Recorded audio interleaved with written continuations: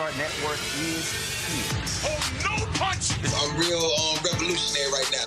Thank you for being the voice of Black America. All momentum we have now, we have to keep this going. The video looks phenomenal. See, there's a difference between Black Star Network and Black-owned media and something like CNN. You can't be Black-owned media and be scared. It's time to be smart. Bring your eyeballs home. You dig?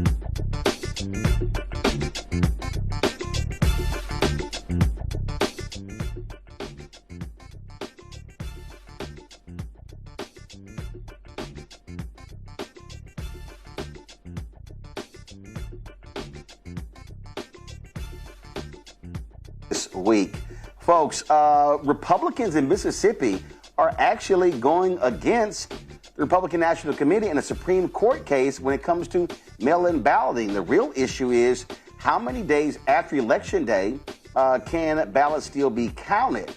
Looks like the conservatives could very well say 5 days is too long. We'll talk about that. Also, 16 years ago on this day, the Affordable Care Act was signed into law. Today, Democratic leaders are fighting that issue, still fighting that issue, while the country is involved in a war with Iran. Also in Memphis, the twice impeached, criminally convicted felon-in-chief Donald Trump went to Memphis, talked about crime, but he ends up just lying about all sorts of things in this long, winding speech. In tonight's book club, we'll talk to the author of the book, The Free and the Dead, the untold story of the Black Seminole chief, the indigenous rebel, and America's forgotten war. It's a conversation, folks, you do not want to miss, and it is fascinating history. It is time to bring the funk. I'm Roland Martin Unfiltered on the Black Star Network. Let's go. He's got whatever the miss, he's on it. Whatever it is, he's got the scoop, the fact, the find. And when it breaks, he's right on time and it's rolling. Best believe he's knowing. Putting it down from sports to news to politics. With entertainment just for kicks, he's rolling. It's on go, y'all. It's Roland Martin, yeah. Rolling with Roland now. He's funky, he's fresh, he's real, the best, you know he's Roland Martin now.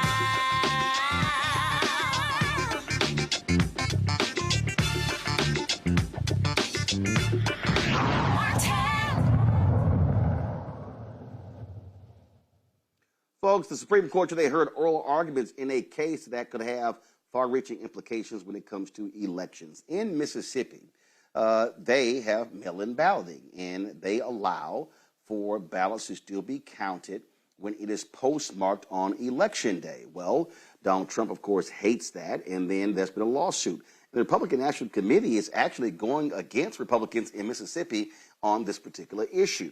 And so Trump hates mail-in voting, even though he's voted by mail any number of times, because he says that's the reason why he lost in 2020. Liar.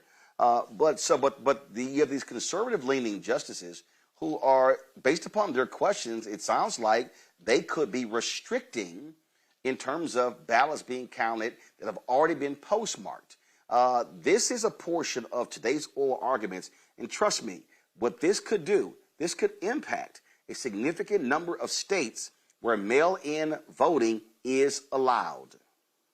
Throughout your brief, you say that the federal statute does require voters to submit their ballots to election officials on Election Day, must be cast by Election Day, and that the Election Day is the day to conclude and consummate the election through a final selection.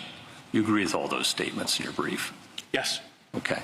But at the same time, you say, actually, it doesn't have to be submitted to an election official. It just has to be submitted to a common carrier.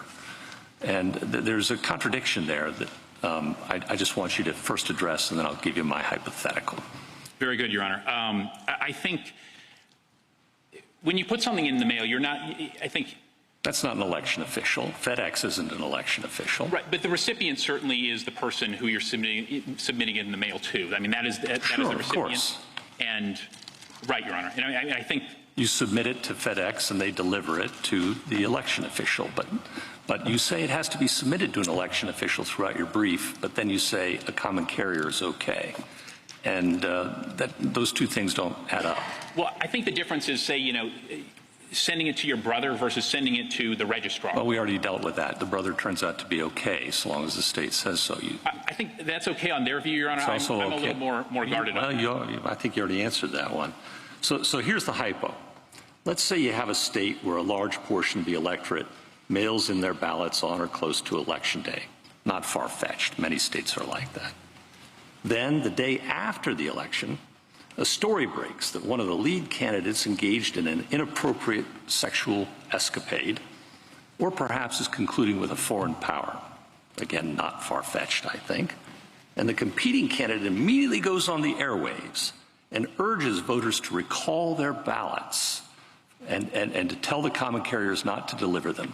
And many common carriers will do that with anything that you send through them. FedEx, you just call them up and say, I want it back. In that hypothetical, did the election happen on Election Day? Oh, by the way, it swings the election. So the election did happen on Election Day, Justice Gorsuch. As we've explained, our ballot does not allow using mail recall, anything like that. When somebody submits their ballot by mail. Just first deal with my hypothetical, and then I'll deal with your statute. Okay. The election happened on Election Day. Even though it changes the outcome. I mean, I think. Yes, it has to be your answer, doesn't it? I mean, yes, Your Honor. I want to be clear about the. All right. We are not agreeing that the outcome can be properly changed in that circumstance. Well, hold on. It did in my hypothetical. You can't change my hypothetical, counsel. And I'm just saying it's unlawful, Your Honor. I don't mean to disparage your hypothetical. I'm just saying that it's an unlawful circumstance because we don't allow ballot. Oh, in Mississippi. Okay, but that hypothetical could happen in another state, right? I think if the state is not providing that on mailing there's a final choice made, I think that would be a problem with that law under the federal statute. Now you say your statute, you're different. You admit my hypothetical could happen, but you say it can't happen in Mississippi because recall's not allowed. I couldn't find that anywhere in Mississippi law. In fact, what I did see was a statute that says that the Secretary of State can promulgate rules and regulations.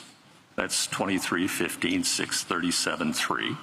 And then I went and looked at the regulations, and Rule 2.1 says that an absentee ballot is the final vote of a voter when the ballot is marked accepted. That doesn't preclude recall. And in fact, that allows recall. I respectfully don't agree with that, Your Honor. I mean, where does it say recall's not permitted? I couldn't find that anywhere in your statutes or the rule. And I think by providing that ballots are final when cast under our statute. No, it doesn't. It says they're final when marked accepted. That's the regulation, Your Honor. Yeah. It's your regulation. And it allows recall. It does. Respectfully, it does not allow recall, Your Honor. Show me where.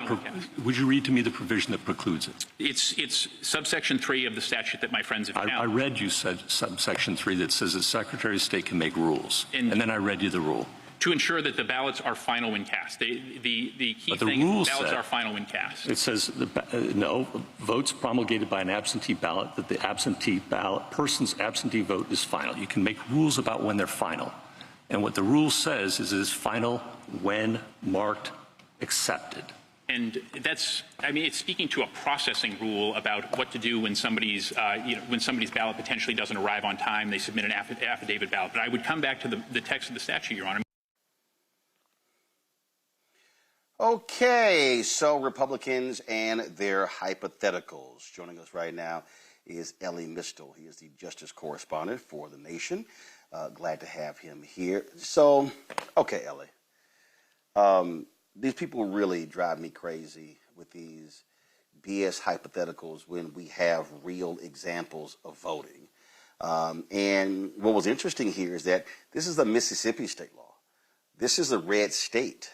And listening to these oral arguments, these folks sound like they're saying, oh, well, man, we could sit here and just, hey, if it's not in by election day, this postmark stuff doesn't impact us. Well, you've got military, you got veterans that vote, you've got other people that vote. This could have serious implications for voting in November and in the future. Yeah, and not just for ballots postmarked by Election Day that were received after. This is going after all of mail-in voting and potentially all of early voting, and I will explain how. First of all, I'm glad that you started off with that ridiculous, stupid, nonsensical hypothetical that Neil Gorsuch laid out, because as he said, my hypothetical is not far-fetched. It could happen. No, Neil, your hypothetical is provably dumb. It has never, ever happened and never will happen. Neil Gorsuch is basically saying, Mississippi, what's to stop a dog from voting? And the guy's like, well, dogs don't vote. He's like, oh, point to me in the statute where it says a dog can't vote. And the guy's like, well, we didn't write that down because dogs don't vote, you idiot. Like, that's what he should have said. But as you're saying, Roland, that this is a fight between Republicans and Republicans, let's never forget that the Mississippi Solicitor General, who was terrible today, was a terrible arguer to it today. His heart's not really in this case. The Mississippi Republicans basically agree with the Republican National Committee. This law at issue was adopted by Mississippi during COVID-19. And Mississippi hasn't gotten around to repealing that law that allows for ballots postmarked by Election Day to be counted if they are received within 5 days. Mississippi Republicans don't actually agree with that law anymore. And part of the reason why it's still on the books is so the Supreme Court can knock down the law, not just in Mississippi, but in the over 30 other states where it happens, by basically punching a straw man that is the state of Mississippi, who doesn't really want to make this argument, right? So that's the setup to what's going on here. The way that it impacts not just ballots postmarked by Election Day, but mail-in voting in general, is that listen to what the argument really is about here. It's about whether or not Election Day, right, the single day, which is mandated by federal statute from an 1845 federal statute that sets Election Day as the first Tuesday after the first Monday in November. What they're actually arguing is that that Election Day is the only day that, yeah, I can hear you great. The Election Day is the only day. Elie, go right. Yeah, go ahead. The Election Day is the only day that votes can be cast or received, right? And that goes to the heart of early voting. If Election Day, as federally mandated, is the only day that votes can be cast and received, then that means that any votes that are cast prior to Election Day are just as invalid as any votes that are received after Election Day. And that is the crux of the argument that the Republicans are really making, right? So much so that even John Roberts was like, whoa, seems like you're coming after early voting. And Paul Clement, who your listeners will know is like the super Republican lawyer that does all of their dirty work, Paul Clement, representing the Republican National Committee, laughed and said, well, I mean, maybe I'll challenge early voting in the future. But right now, I'm only challenging ballots received after Election Day. And then they all had a big laugh about it. So it's clear that if the Trump administration wins this case, the thing they're coming for next is early voting writ large. And even Roberts was like, that seems too far for me. Even Amy Coney Barrett was like, well, what about provisional ballots? And again, it was a big chuckle amongst the Republican lawyers. But it's clear that they're coming after all voting that doesn't take place in person on Election Day proper. That's the scope of this case, and the Republicans are having a laugh about how that's what they're going to come after next. Well, and again, what this is all about is Donald Trump flat out wants to target everything and all voting, because again, we've said this. Paul Weyrich, co-founder of the Heritage Foundation, the Moral Majority, he said it publicly, 1981. We do not want everyone voting. That is literally the strategy of the entire Republican Party. Right. As I said, Roland, this law comes from 1845. And let me just bring you back to 1845. I know we don't like to do that so much, but let's just bring people back to 1845. Here's the thing about voting in 1845. There was no paper ballot. None. People didn't use paper ballots in 1845. They generally shouted into the air, yay or nay, right? I vote for James Buchanan, and that's how they did it, right? So back in 1845, the difference between casting your vote and having that vote received and having that vote counted was nearly instantaneous. It all happened literally at the same time. Now, obviously, since 1845, we've come up with some innovations. Paper, right? Paper ballots, secret ballots, voting machines, mail-in voting, right? All of these other strategies to vote. And what Congress has done has let, and I'm going to use a phrase here, the states decide how the election should be administered, right? We are talking about an issue of states' rights, right? So Mississippi can have one rule for administering its election, and New York can have another, and Georgia can have another, and Oregon can have yet their own, right? As long as as long as we understand that election day is the last day to vote, then states can figure out for themselves what the voting period is, how votes are going to be counted, when those votes have to show up, at the polls, right? As you'll well know, Roland, some places, their polling places close at 7 p.m. Other places close at 9. Some places closes at 10. Nobody closes at midnight, even though technically midnight is the end of election day, right? So why is that? Because we let the states decide. And that was an uncontroversial opinion, until Donald Trump lost. And Donald Trump threw a temper tantrum, and Donald Trump had to launch a coup because he couldn't handle losing like an adult. And all of this is happening. All this literal federal case is happening because Donald Trump is a baby man who needs his bottle and needs to be constantly feted and told, oh no, actually, Mr. Trump, you totally won that election that you got your ass kicked in. Like, that's why all of this is actually happening, because the fundamental law at issue has not been challenged and has not been a problem for over 150 years. So your option at this point is to think that either to accept the Republican argument, you have to believe that the states have been doing it wrong. And by it, I mean elections, that the states have been doing elections wrong and unconstitutionally for over 150 years. And the first person to figure that out was Donald Trump.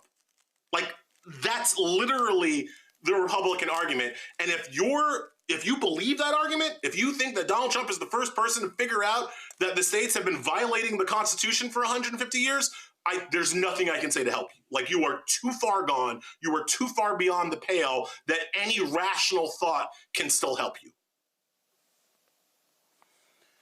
I'll explain to people places like Oregon, okay?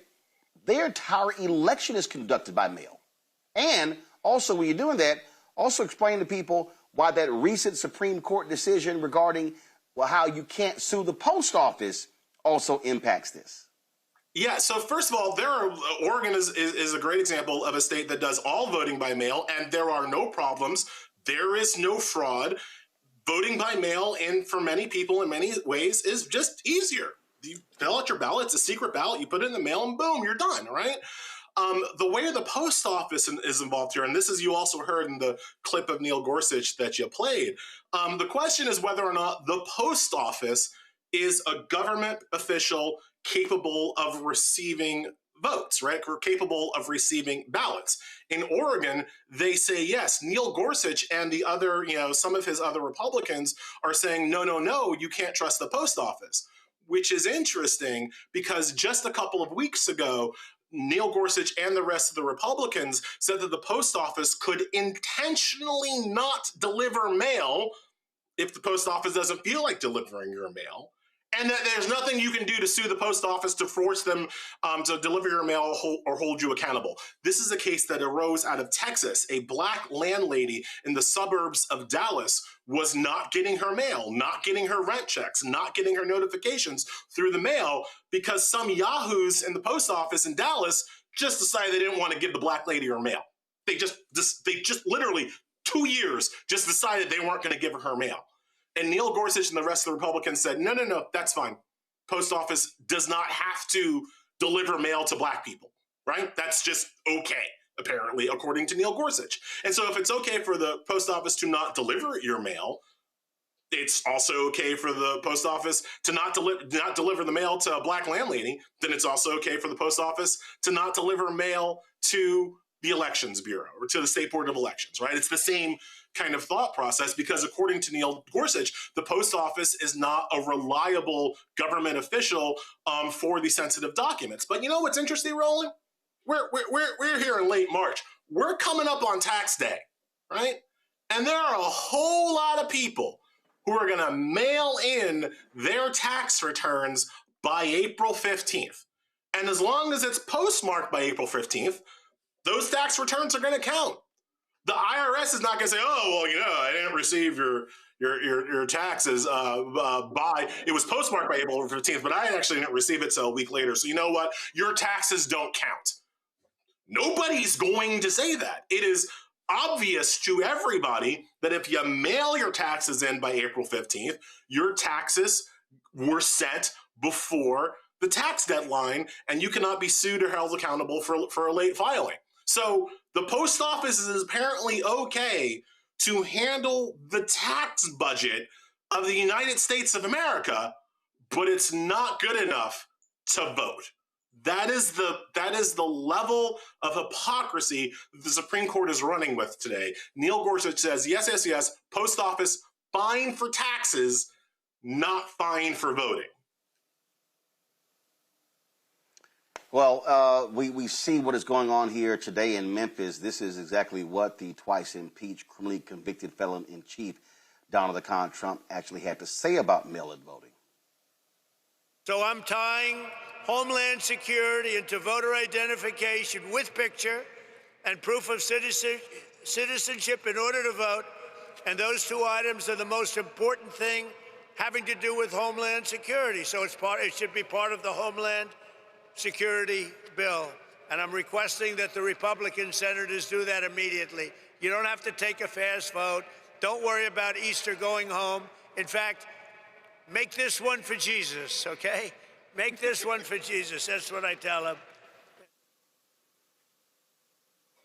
The sheer stupidity of this man, but people need to understand what is at play here, that there is a nationwide attack on voting by Republicans. These people, these white conservatives, are scared to death.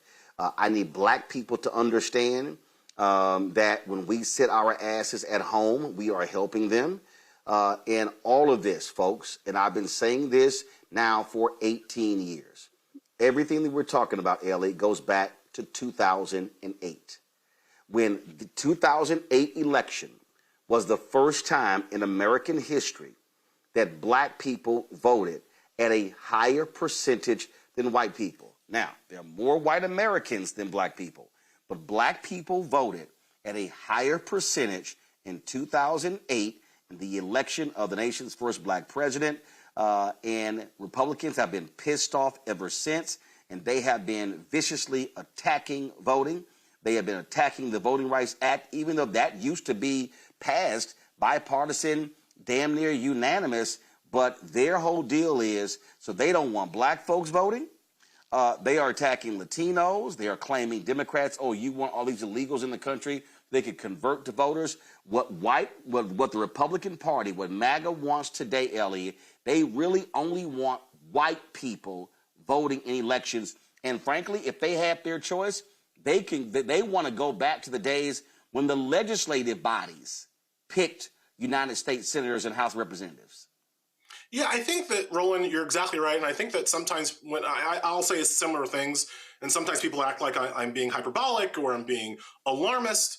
No, this is the idea that Black people got together enough voting power in association with Latino people, in association with white allies, that the rising majority in this country got together enough political power to elect a Black president is a nightmare for the white supremacists that they are still trying to wake up from, right? If you go back and look at the autopsies, the losing party always does an autopsy after they lose an election. If you go back to look at the 2008 and the 2012 autopsies, it told the Republicans very, very directly, you have to start appealing to Black people, you have to start appealing to Latinos, or you're going to lose every national election going forward. And the white supremacists looked at Donald Trump and were just like, well, what if we just didn't let those people vote?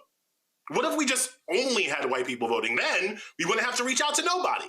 And that is the plan that they have been prosecuting since 2012 through all three branches of government. You have Trump doing his Trump thing. You've got Republicans in Congress restricting voting rights. You've got gerrymandering bills. And you've got the Supreme Court cutting the Voting Rights Act, the 1965 Voting Rights Act, the most important piece of legislation in American history. You've got Republicans cutting them out at the knees starting in 2013 with Shelby County, which ended preclearance, and a whole bunch of other things that John Roberts have done. So the attack is coming from all three branches of government whenever Republicans control those branches of government to prevent people from voting. And Roland, you're exactly right that the only way to overcome that is with overwhelming turnout, not just, we show up and we do our jobs, with overwhelming turnout. You look at the Texas gerrymander, or the recent Texas gerrymander that is taking seats away from Democrats. It's one of the reasons why Crockett had to run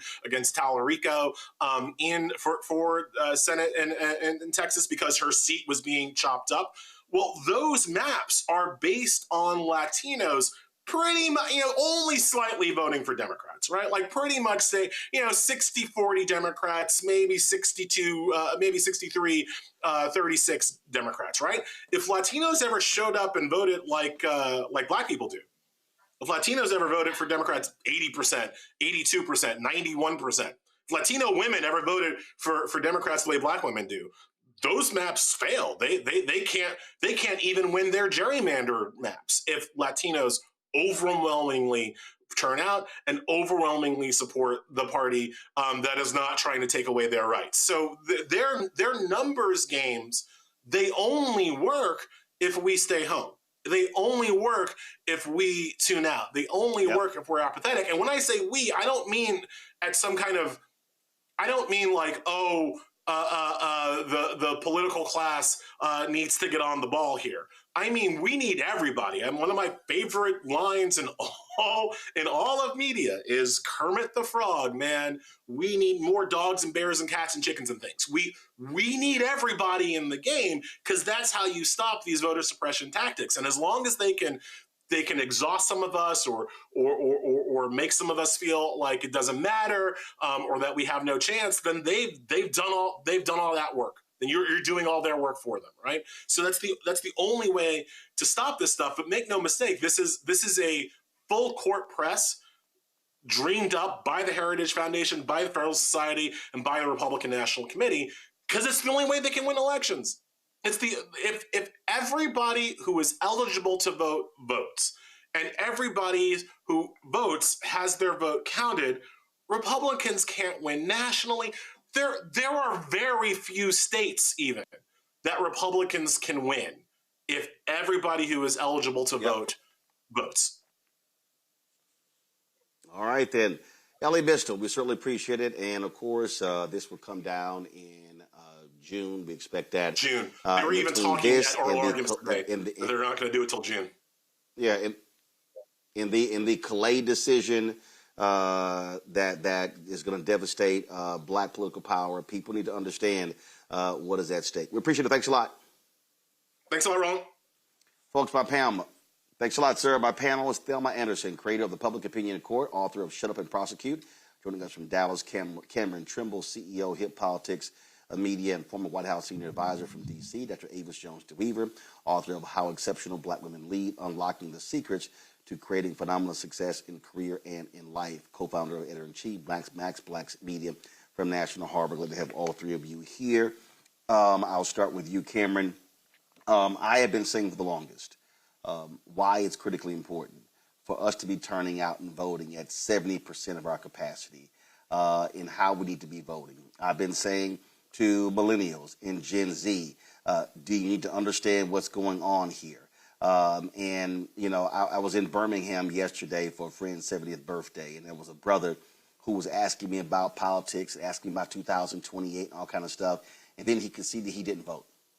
And then when we start talking about the election, and I was like, well, why in the hell you give a damn about public policy when you don't even vote? And then we was talking, and he was like, well, you know, I just found Hillary Clinton to be, I just didn't support her, disingenuous. He brought the hot sauce. And I said, you know, Hillary Clinton for 20 years before that interview in the Breakfast Club talked about her love of hot sauce. And I'm like, she didn't say that because of what Beyonce had in a song.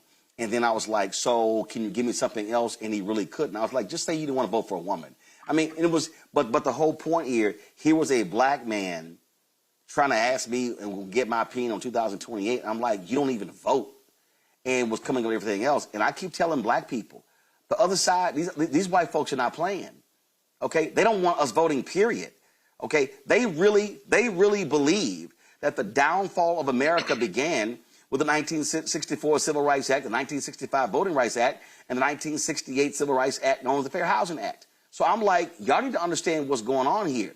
And for every black person who is sitting their ass on the sideline yelling and screaming about how I'm not going to vote, I'm like, you don't understand. They want to snatch everything from us.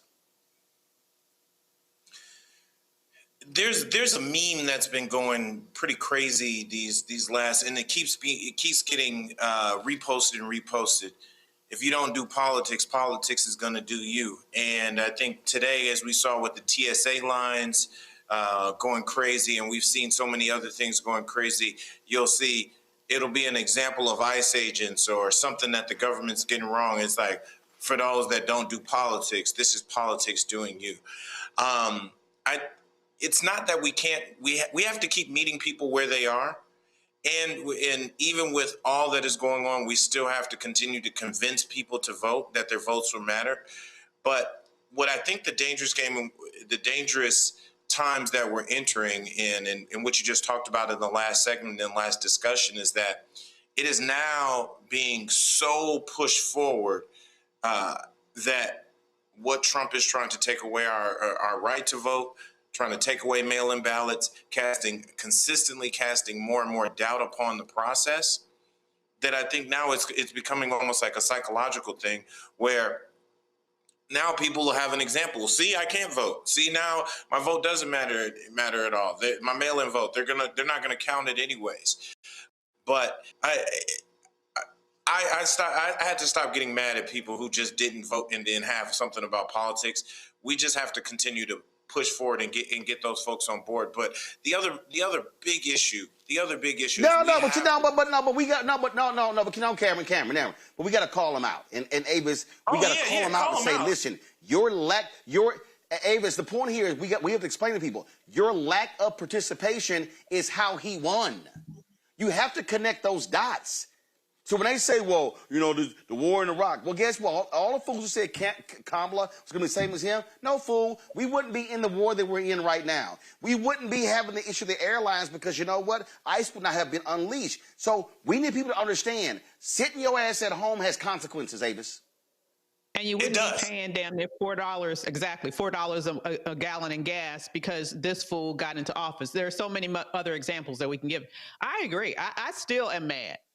And proudly so, at the 90 million people who stood on the sidelines and didn't vote in this last election. And I'm particularly disappointed and mad with black folk that keep singing the same tune about, well, my vote doesn't matter. I mean, just think logically, okay? Just think logically. Take the specific people out of the equation in terms of who you are voting for. Just think logically. If your vote didn't matter, Why are they going through all of these various different things in order to try to rob you of your vote? Just think about it.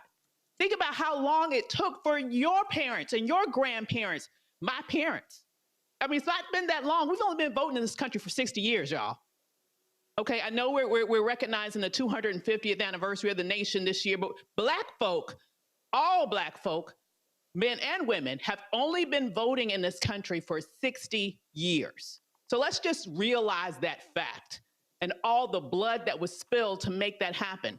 And you mean to tell me you don't understand that between now and then, all the various different things that they've been doing, including the Supreme Court case, including that atrocious SAVE Act, including this ridiculous attempt to latch on to Homeland Security, other provisions to make it harder for you to vote. You don't think that they would be doing all that because they can see that they can benefit when you are not voting? The fact that you can't logically put those two things together shows to me that there is a huge problem with critical thinking skills with millions of people in this country, and we need to do something about it because that is ridiculous to me. Thelma? It's very clear that with our current state of this country, the fundamentals of not only reading, but listening to understand what people are really saying is critically low, because the fact that no one is paying attention to how not only this is Project 2025, but this is white fear on display, because you buy up all the media to force the silence and the education. You are changing how teachers can teach.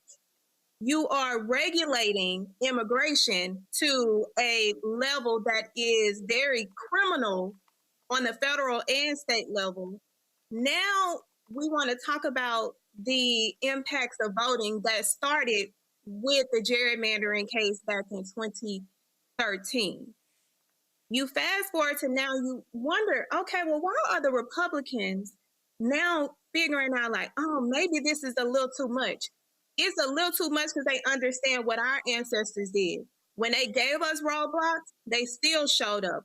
When they told us that we couldn't vote, they still showed up. When they tried to assassinate, kill, do everything possible, we still showed up. So if you know that you're going to place this type of delay for African Americans that are going to affect not only African Americans, but minorities, you have to look at your mediocre white relatives and think, are they going to actually vote? Because they're lazy in real life. And the only reason why this country actually operates is because it operates on the backs of minorities and the backs of immigrants. We know we ain't gonna show up. So now they have figured out, okay, we have to actually expand it. And expanding it ends up at the Supreme Court, where they have expanded their rights and their power in order to put their plan in motion. And when I see people that look like me have these types of emotions like, oh, well, I'm not going to go vote. Well, you need to get the hell out of my face, because until you vote, until you understand what our ancestors went through and everyone that fought so hard for us to have the privilege to have a voice, you cannot think that that is okay. I'm going to be real with you. I had an individual who tried to date me and voted for Trump. Hell no. Well, I'm telling you right now, folks need to understand, public policy controls everything. It has an impact on what's public, has an impact on corporate America. And if you don't think these people are not playing for keeps, you have no idea on what the hell is going on. All right, earlier I mentioned Donald Trump was in Memphis today. Of course, he's hit the National Guard there. And so he decided to bring his trifling behind to Tennessee. You got a Republican governor there. You got Republicans who love what's going on there. And so, of course, they're talking about issues of crime and everything else. And so he, of course, was praising the city's safe task force, saying the city is close to crime-free status. That's a lie.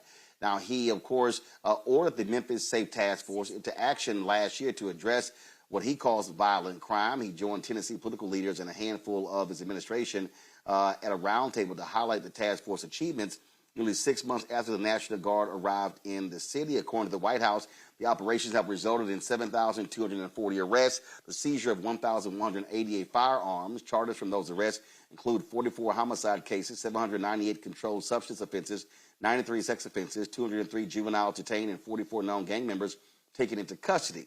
City data shows overall crime in Memphis is down 43% from last year. According to the Memphis Safer Communities dashboard, downtown crime has fallen more than 46%.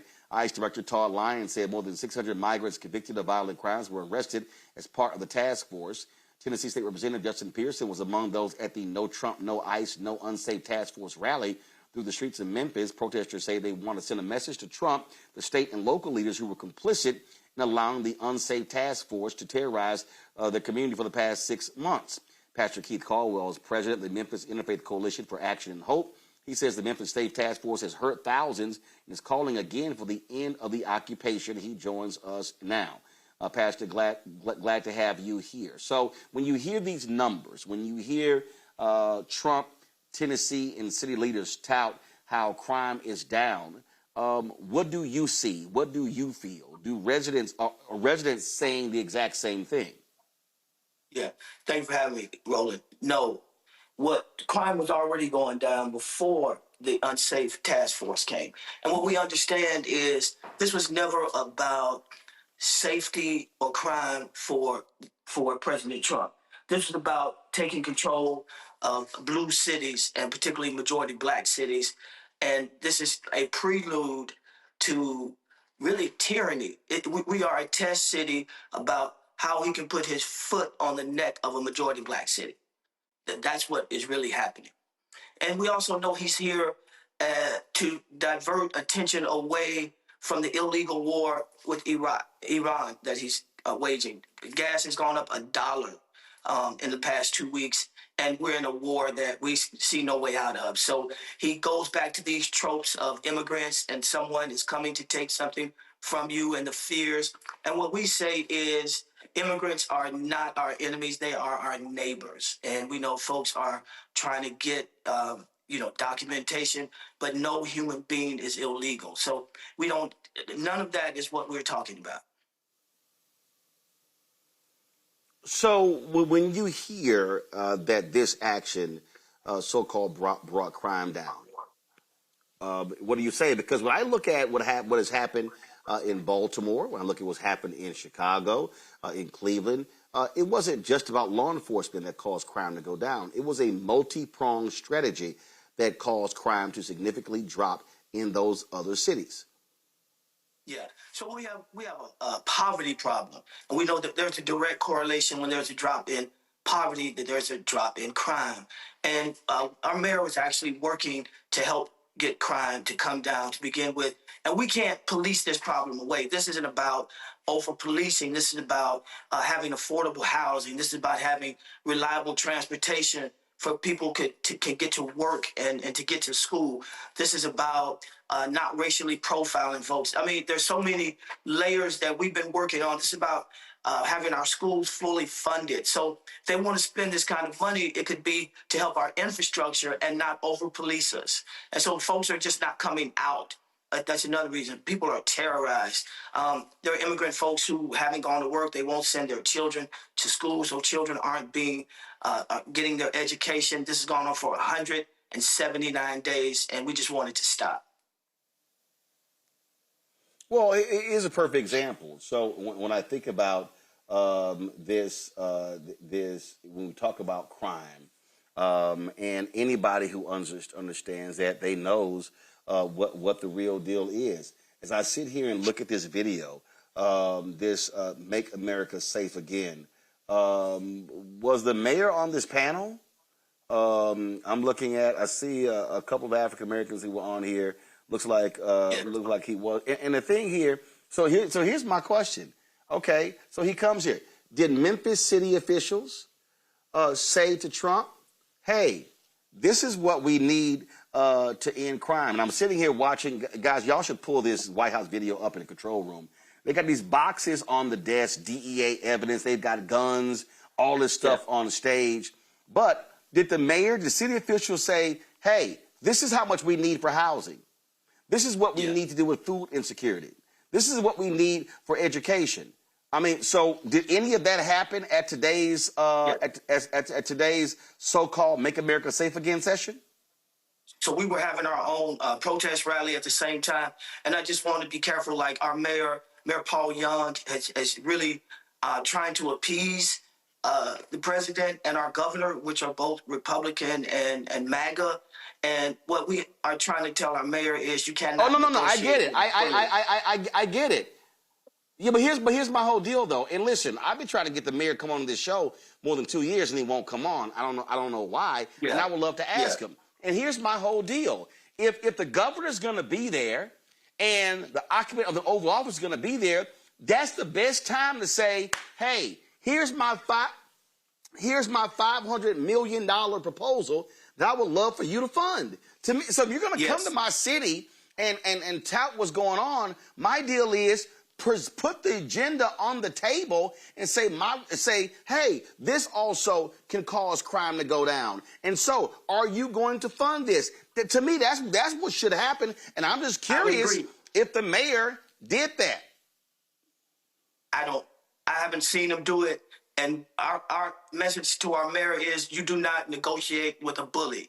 The more you allow him to do, the worse he's going to get. And that's what he's done. He's just gotten progressively worse. So we can just withdraw consent. I would say, to say that this is an illegal occupation, and I would stand up in nonviolent, you would have to arrest me before I would betray the trust of the folks who elected me. But our mayor has chosen another route. And,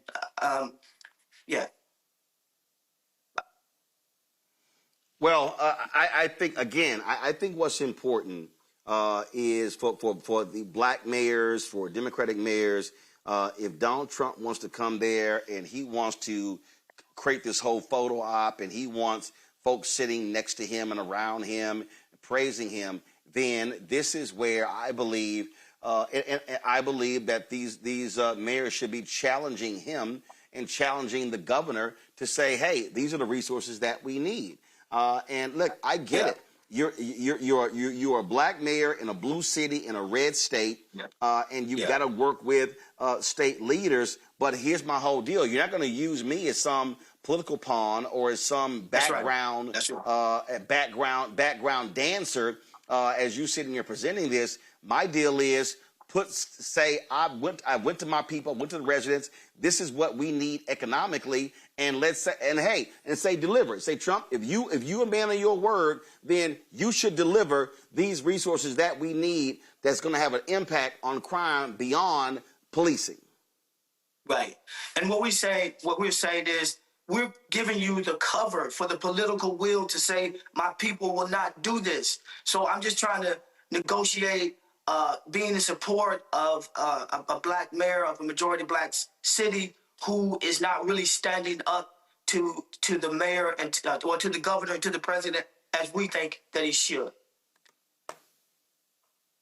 Well, listen, my staff has reached out. We're going to keep reaching out. Mayor Paul Young is welcome to come on this show. I have black mayors from all around the country that come on this show. And so I don't know why he's afraid to come on here. I don't dislike him. I'm not mad at him. But I do have some questions that I believe that's critically important, because here's my whole deal. I mean, this is March 23rd. In a couple of weeks, you're going to have this annual commemoration of the assassination of Dr. King on April 4th that took place in Memphis at the Lorraine Motel.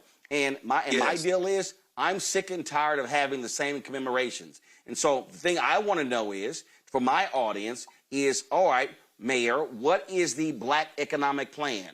How are you challenging corporate America?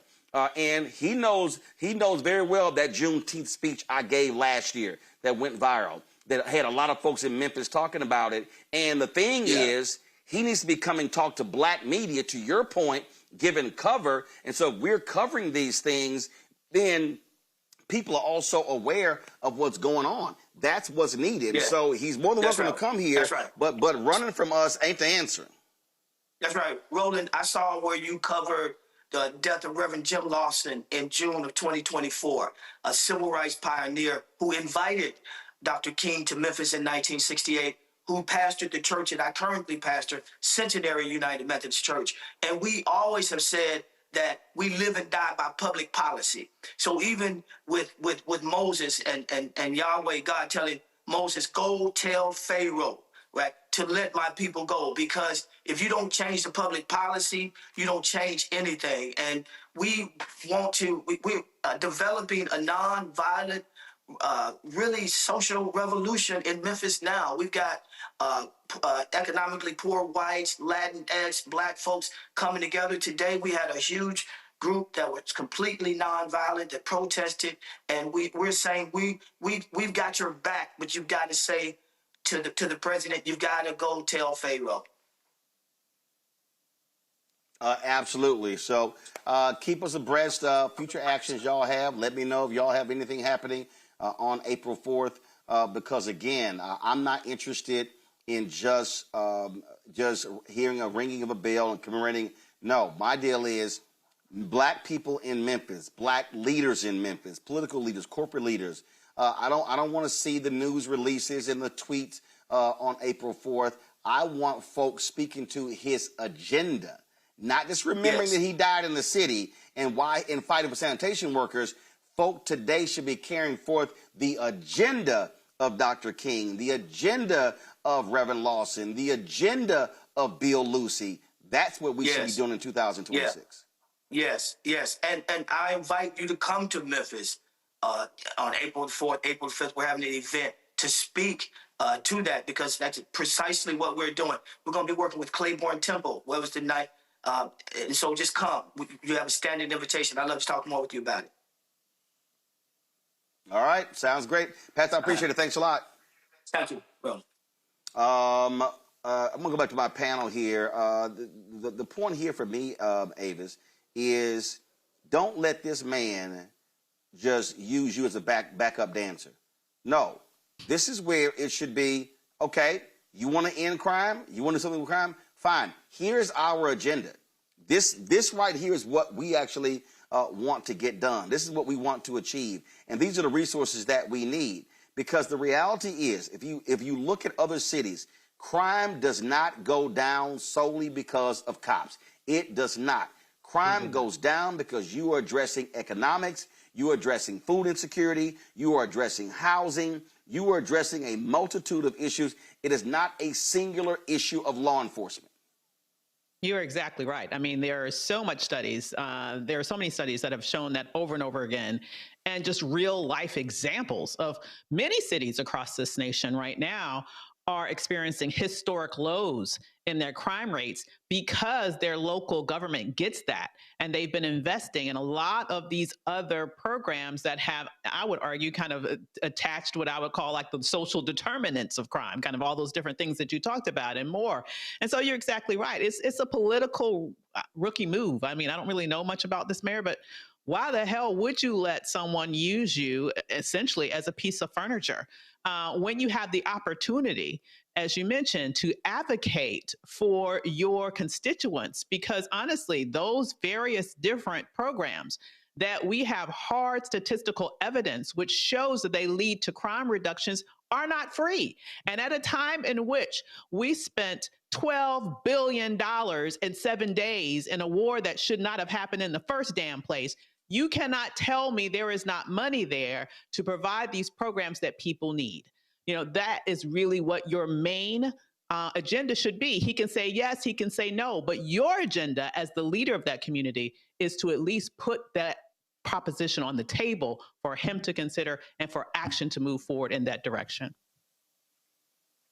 And Thelma, look, I understand. I get it. You're in a red state. You're dealing with Trump. I get the dancing you have to do. I get how delicate you have to do, but there's a way to do it. And I'm sorry, put it on the table. You've got to confront this reality of resources. You're not going to see crime solely happen because of law enforcement. Listen, the mayor of Memphis has no excuse being in a red state. Our ancestors died in a red state. Civil rights leaders died in a red state, speaking up and against what we are experiencing at this very moment. One of the things that is very clear to me is there's a disconnect with this mayor and the leaders around that city, because when you look at the dynamic of crime and what parts go into it, you got to look at the DA, the judges, the city council, and all these individuals that have influence in that community that helps with providing resources and how we can bring that crime down. So it is a very, you have to have a cohesive group of individuals, but when you have an individual that is falling on the sword of a dictator, a demonic, wasteful president, it calls into question, do you only show up to your community when you need a vote, or are you showing up when we need the resources so that we can keep our people out of a system that was designed to keep us in a system even when we are innocent? Because now we got to put you on that side and say, no, you don't belong here. We need to get someone that belongs in this seat, that is going to show up, is going to answer the questions, and is not afraid to be put in a position of where you gotta stand on it. You gotta stand on your word. You asked to be in a public position. So why are you hiding from the people that need to hear from you so that we can know exactly where your heart posture lands? Well, as I look at this this whole thing here, Cameron, and assessing this, really what is required in this moment is political courage. And again, when the people are rocking with you, they're going to stand with you. This is the way you have to challenge these folks is, okay, you say you want this to be successful. Well, this is what we need. This is what is required. And then when you go to the people and say, this is my agenda, the folk going to rock with you. And so when you do that, the pastors say, we with you. The people, the grassroots activists, and on and on and on, that's what has to happen. I am just not interested in Donald Trump coming into places, pimping our people, and then leaving, and he didn't leave a check behind. You want to bring your ass here and talk big, put some money on the table. Exactly. I'm glad you teed that up, Roland, because Mayor Paul Young, I got a lot of family in Memphis and have been doing some research there. He's trying to play politics, and it seems like he's getting played because he has several major initiatives that require state and federal funding. Most importantly, there are two big stadiums, Liberty Stadium and FedEx Forum, have over a couple $100 million that they're looking for state funding for. And then also the Memphis airport and their revitalization project, which has been like something that's been a core tenet of what he ran on. And they are seeking tens of millions, if not hundreds of millions of dollars from the Federal Highway Authority and several other federal agencies. Some of that was granted to them under the Biden administration. And as Trump has been doing, where he's holding up federal funds that were already appropriated to various cities and states, and coming in here, hey, you got to kiss my ass in order before I make sure I cut you, literally. Yeah, but Cameron, here's my issue. Okay, but Cameron, here's my whole point. Two of those things are a stadium and one is the airport. I ain't talking about that. I'm talking about what is the community agenda. Listen, those are, first of all, the airport is a revenue generator, economic generator. I don't give a shit about these stadiums, okay? Because billionaire team owners can pay for their own damn stadiums. My point is, what is your community agenda and what's the number attached? And are you putting that on the table to say, hey, I don't call this thug, Mr. President, but this is where you say, hey, Donald Trump, appreciate you coming to our city. Crime has dropped, things on those lines. We also believe that what can also cause crime to drop is if we fund this initiative, and this is how much it's going to cost, $300, $400, $500, $600 million, you going to put something on it? Yeah, and I think what he's you can tell the political inexperience in that he has not run across a Trump before. He probably in his mind, I'm not going to sit to jump in his mind here, but I think what not to do, because Trump is going to continue to go city to city and try to hold them ransom, take credit for the crime going down because he's sending ICE or sending National Guard, and he's like probably behind the scenes, hey, I'm holding back some federal funding if you don't play nice with me. But as we've seen in states in California, like in California, as we've seen in Chicago and other cities where they've been able to be very confrontational or be very direct with the president and say, hey, you're welcome to the city. You're still the president. But we're going to need your commitment on camera, in person, on what you're going to do to be able to say, help with this. But this looks like I said, this looks like here in Trump, this is how Trump's game. He realizes he has so much power and so much funding power over so many of these states that he probably doesn't intend to fund anyway. And that's where I think where people got to realize, hey, we need to stand up to him now, because the more we let Trump get away with this, the more we let him to take credit for things he actually didn't do, we're going to be left holding the bag, and our communities won't get better. All right, folks, let me get an update on this Afroman story in the recent legal case where he won. He was literally sued for defamation by 7 white sheriff deputies from Adams County, Ohio. The jury ruled in his favor, yet the judge has ordered Afroman to pay half of the court costs. Although the specific costs have not been detailed, the case was significant enough for the judge to indicate that the expenses should be divided based on the merits. Judge Jonathan Hines stated in his final order regarding the case, based upon the relative merits of the case and the justiciability of the claims, costs are divided 1/2 to the plaintiffs and 1/2 to the defendant. To the foreman final appeal order. According to Rule 54 of the Ohio Rules of Civil Procedure, costs are typically awarded to the winning party unless the court specifies otherwise. Okay, Thelma, I'm sorry. Y'all punk asses sue me. Yeah. I win? And we got to cut costs? No, pay your own shit. You lost. Pay your own damn attorney. Listen, this judge is showing his racism on the road that the people elected him to be in. When you look at what happened throughout the case, he was clearly trying to interfere with Afroman's defense. He was interrupting his lawyer. He was ruling against his lawyer when he was legally right in his argument. And that's the one thing that I loved about Afroman's attorney. He kept his cool. He stayed calm. He did not let that racist judge deter him from making sure he showed up and showed out for Afroman. And they did exactly that. That judge was not expecting their jury to find Afroman not liable. That's why when you go back, and I want people to go back and look at how long it took him to read through the jurors when they put their verdict on those forms. It don't take them that long. That man fiddled through them damn papers because he could not believe the fact that he actually won. That is the reason why he went and ordered that they split costs, because that's never the case. He's only doing that because he's pissed that Afroman came in that court and won and kicked the sheriff's ass, but they shouldn't even brought that case in the first place. But that judge was very biased, and I'm pretty sure if they ever needed to appeal, they will find that judge was biased throughout their trial.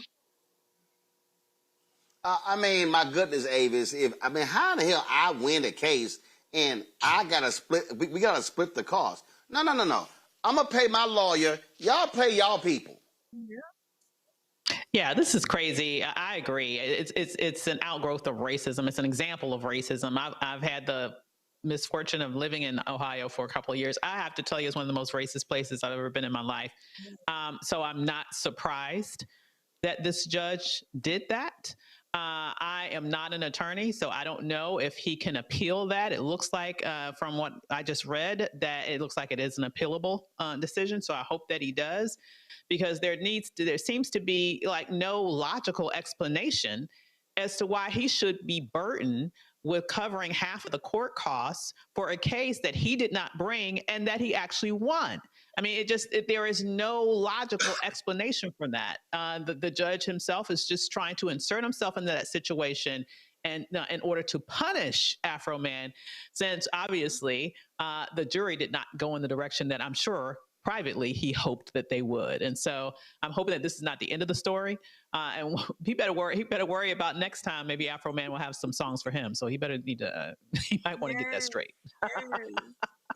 Cameron?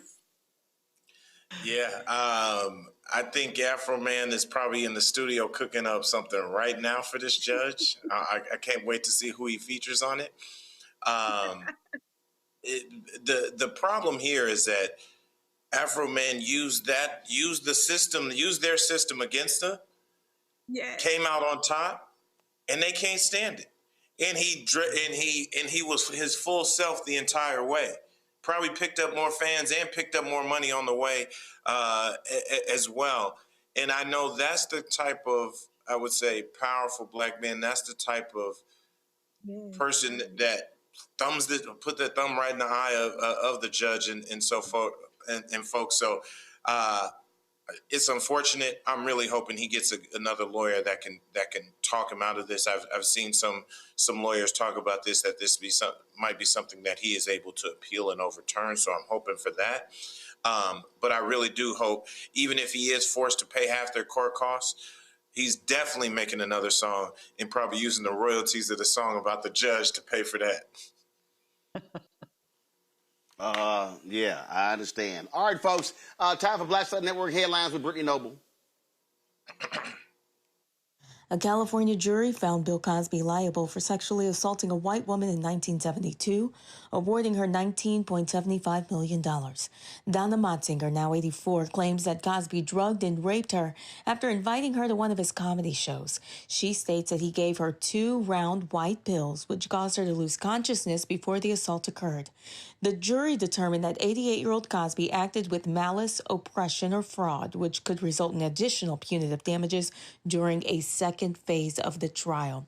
The jury awarded Motzinger $17.5 million for past suffering and $1.75 million for future suffering. This verdict follows other civil legal losses for Cosby, including a 2022 jury finding him liable for assaulting a teenager in 1975, for which he was ordered to pay $500,000. New York's LaGuardia Airport reopened following a tragic collision that occurred overnight. Officials report that a fire and rescue vehicle collided with an Air Canada regional plane operated by Jazz Aviation. The plane, which was traveling from Montreal to New York, had 72 passengers and 4 crew members on board. Unfortunately, both the pilot and co-pilot lost their lives in the incident. Over 40 others, including passengers, crew members, and 2 Port Authority officers, sustained injuries, with 9 individuals suffering serious injuries. Air traffic control had authorized the vehicle to cross the runway, but urgently instructed it to stop just moments before the impact. An investigation into the incident is currently underway. Federal prosecutors seek to dismiss charges against 2 officers accused of falsifying the warrant that led to Breonna Taylor's killing. The U.S. Department of Justice has moved to dismiss the remaining federal charges against 2 former Louisville officers accused of falsifying the warrant used in the 2020 fatal raid on Breonna Taylor's home. This follows previous court actions reducing the charges from felony to misdemeanors. Joshua Janes and Kelly Meany were accused of creating a false warrant affidavit to target Taylor's home. The DOJ's decision to dismiss is based on difficulties in securing a conviction after the felony charges were twice struck down. Former Detective Brett Hankinson was convicted of violating Taylor's civil rights for firing shots into her apartment, and he was sentenced to 33 months in prison. In 2020, the city of Louisville reached a $12 million wrongful death settlement with Taylor's family. The city of San Diego approves a $30 million settlement for the murder of Kahona Wilson. The 16-year-old was shot twice in the back by a cop in 1 second while running from a shooter. The incident happened January 28, 2025. Police body camera video shows Wilson running away from someone who pulled a gun and fired at him in a downtown train station. As he exited the station, Wilson encountered San Diego police officer Daniel Gold, who was responding to an unrelated call. Gold fired at Wilson without warning as he emerged from a corridor, hitting him in the back. Although a concealed gun was later found on Wilson, the lawsuit claims he was not a threat or suspect, and Gold only saw him for 1 second before shooting. A California resident shares her sentiments on the tragedy and carelessness of that situation. And a black woman wins $15 million after a jury found she faced years of racial discrimination at work. Lakibia Wilson, also known as Kiki, accused her supervisor of repeatedly using racist and abusive language while allegedly facing no consequences. Her co-worker, Charles Smith, supported her claims in court, helping her build the case that led to this verdict. Despite the city denying the allegations after an internal investigation, the jury reached a decision in just 1 day, holding the city liable for discrimination. Wilson was awarded $15.4 million, while Smith received $400,000. Officials are now considering an appeal, citing potential budget impacts. A historic milestone is being set in Concordia Parish, Louisiana, as a black woman becomes the youngest police chief in Louisiana at just 27 years old. LaKissika Bowman was sworn in chief of police in Faraday on Saturday, March 21st. For her, the achievement is the result of a dream that started early. She says she knew she wanted to work in law enforcement at just 11 years old.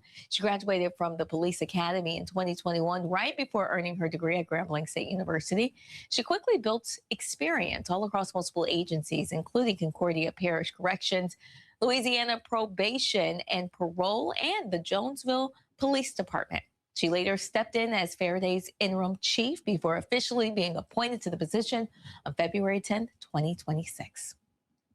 A Brazilian lawmaker, Fabiana Bolsonaro, is facing backlash after applying dark foundation on her face during a session. The Blackface Act was done in protest of Erica Hilton, a trans woman being appointed chair of the Chamber's Women's Rights Committee. Well, during her speech, Fabiana said she had experienced the privileges of a white person and questioned whether by putting on makeup she had become black. She added that she was making an analogy with Hilton's gender identity and called it a social experiment. Her speech was interrupted by another lawmaker who accused Fabiana of transphobia, racism, and blackface and requested the suspension of the session and its broadcast. The session chair allowed Fabiana to finish speaking and said the matter would be referred to the Assembly's leadership. 18 lawmakers filed a petition saying the demonstration violated constitutional principles and reinforced stigmas against trans people. She also filed a criminal complaint for racial discrimination. Fabiana denies doing blackface, saying her speech was meant to show respect for the historical struggle of black people. That's that bullshit right there. All right, y'all. Speaking of BS, let's talk about what's happening in these airports all across the country. Donald Trump has now sent ICE agents to 14 airports, okay, which makes no sense because if you look at most of the videos, they're just standing around laughing, doing nothing. They're not really helping TSA agents. Atlanta, where I am right now, has had some massive problems. Atlanta, San Francisco, some real issues with massive long lines, 3 and 4 hours. Folks were missing flights, all kind of stuff like that last night. Guess what? This is all because Democrats have said until they get more transparency and information from the Department of Homeland Security, they're not going to approve their budget. Yet Democrats have offered more than almost a dozen times to advance a bill to pay TSA agents separately. Say we'll pay their budget, but not Department of Homeland Security. Republicans have rejected that. Well, guess what? The Republican Senate leader, John Thune, actually went to the White House, told Donald Trump, we have a bipartisan agreement. We can deal with DHS, and then we have a bill with the Democrats to fund to fund TSA, and then what we will do is we will fund DHS through a reconciliation process, which will be passed with 51 votes instead of the 60 needed, which is the filibuster. Trump said no. He said no. So here is Republican Louisiana Senator talking to Will Cain on Fox News saying basically, hey, this is Trump's issue now. We can keep blaming Democrats, but no, Trump is now at fault. Listen to Kennedy. You don't have the Kennedy bite? All right. y'all need to pull that bite because again, this was so clear in terms of what the issue is, in terms of the problem, and it was just nuts. It was just nuts to me. I'm gonna pull this here because that's who's out at fault, y'all. So Republicans, Avis, keep blaming Democrats for it. Yo, y'all could pay the agents, but no, now y'all don't want to, and now Trump is the reason for it. So don't look at us. He the problem. He's the problem. Indeed he is. And, this is just another example. I mean, how many ways does, just making a dating analogy, how many ways does somebody got to show you that they don't give a damn about you before you actually believe that they don't give a damn about you? I mean, like, really? What else does this man need to do? He really does not give a damn about the American people. Period. I mean, you're exactly right. There was a resolution on the table. And if he actually gave a damn about all of the inconveniences that people are going through all across the country because of these huge delays due to being unable to get through security, he would have signed it. But no, the only thing that he thinks about is how can I create a political advantage?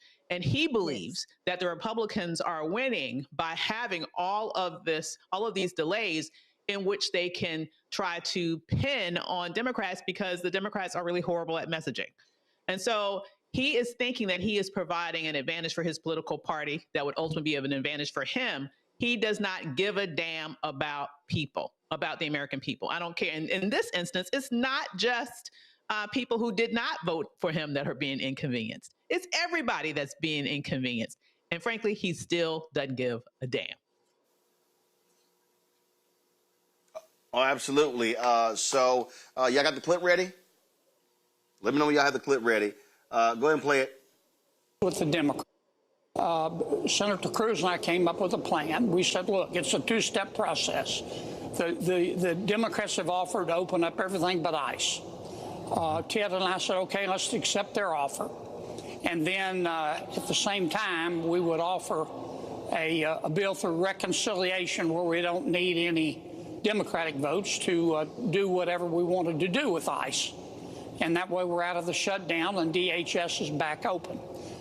We submitted that, Senator Thune submitted that to President Trump, as is his right. He said no deals with the Democrats. It would have worked. We could have had TSA paid by the end of the week, but the president said no deal. No, give me that. So what you got going on here, Cameron, is simple. Trump says, hey, my priority is the Save America Act. Well, guess what? That sucker ain't passing. So Republicans, y'all now own this nonsense right here because here you have Kennedy saying it would have worked. We had a deal. So I don't want to hear any Republican now trying to blame Democrats because they now own it. And guess what? When you got the House and the Senate and the White House, how in the hell you keep blaming the other party? Y'all got total control. Trump continues to show his hand. All this is about is stopping the midterm elections and staying in power. And he is willing to let his party burn. He is willing to let federal Republicans in the House and the Senate really be the ones on in the firing line for this. He does not care. He is Democrats control shutdown, Democrats TSA lines, making sure he's sending, if you notice the cities and places that he sent the ICE agents to have show of force are in cities, most of those, I believe almost all the cities are controlled by Democratic mayors. So it's just another talking point. But if this does it to our earlier conversation around voting and how much they are looking to take away our right to vote, suppress our right to vote, ensure that they stay in power anyway, by any means necessary, Trump is laser focused on that. He is laser focused on that to the point that something that is causing immense pain nationwide, doesn't matter if you're Republican, Democrat, Independent, yellow, white, blue, whatever, you are being affected by this. Whether you're trying to travel, your friends are trying to travel, trying to get stuff. But he has made it extremely clear that this is all about 2026 and beyond the elections. I want to stop people from voting. I want to ensure I can either run again, and anybody that I want to see in power can be in power. If it isn't the SAVE Act, he is not interested in signing it. Thelma, this is my position. All these MAGA people, y'all whining and complaining at the airport, call your man. Call your man, because he the reason. Listen, that line is so busy right now, they ain't gonna be able to reach him. They probably won't be able to reach him until he in the dirt. But what Trump is attempting to do is get a 2-for-1. This is nothing but one of his checks on Project 2025 that says that they wanted to take TSA private. And this is his way. You're like, oh, yeah, I see that y'all don't like ICE agents. So let me go ahead and stick them in there since they don't want to vote on the SAVE Act. Go ahead and get my victory. Let's go cause chaos in the airports. Let's keep TSA agents from getting paid. Because you know what they do. That puts TSA agents in a predicament to say, well, if they're not going to pay me, I got to go find somewhere else to work, which means that now they're trying to cut away at the union. And if you get rid of these workers and then you get rid of that union, his buddies are going to come in and take it private, which means that they're going to get their 2-for-1. They're going to check off a goal on their Project 2025. Hence why they want to defund DHS, and they only want to focus on funding for ICE. That keeps their agenda going. That keeps the chaos. That keeps people enraged and the fear going instead of stabilizing individuals like TSA that need their pay. So I don't feel sorry for his people that is at the airport complaining. Complain until you can't complain no more. This is your fault. So y'all need to be the ones that stand in line. Everybody that didn't vote for him needs to be able to go and get to their planes, while these other ones, since y'all wanted to vote for this crazy man, y'all the ones that need to wait. Get on the sidelines and wait, just like we got to wait to make sure that our rights are still intact. And of course, you have ICE doing what they do, arresting the folks. They took down this woman in San Francisco, was shameful and despicable. And all it's going to do is cause them to be even more hated by voters, by folks in this country. Folks, as I said earlier, today was the 60th anniversary of the passage of the Affordable Care Act. And, of course, it is under attack as we speak in this country. It was hugely important. I'm going to go back to this conversation I had yesterday in Birmingham, and it was crazy. This guy was like, nothing. Democrats have done nothing in the past 20 years. And then I said, do you have any idea about the Affordable Care Act? And the crazy thing is this here. I was just sitting here reading. I was reading, Thelma, the new book by the new book dealing with Jackie Robinson and Paul Robeson, Howard Bryant's new book. I got it sitting over there, and he was talking about the election of 1952, and in that election, Henry Wallace was FDR's vice president.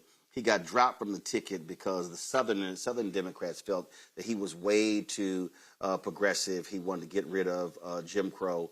And you're reading this book and you're going, wow. Actually, it was in 48. In 1948, Henry Wallace was talking about he was talking about social justice, and he was talking about a national health care plan. And so when I listen to these idiots say, oh my God, nothing happened, I'm going, can you even remotely understand how important the Affordable Care Act was for people getting health care? For a lot of black folks who did not have any health care at all, not being able to access for health care. Is it perfect? Absolutely not. But I tell you what, I damn sure rather have the Affordable Care Act in this country than not have the Affordable Care Act.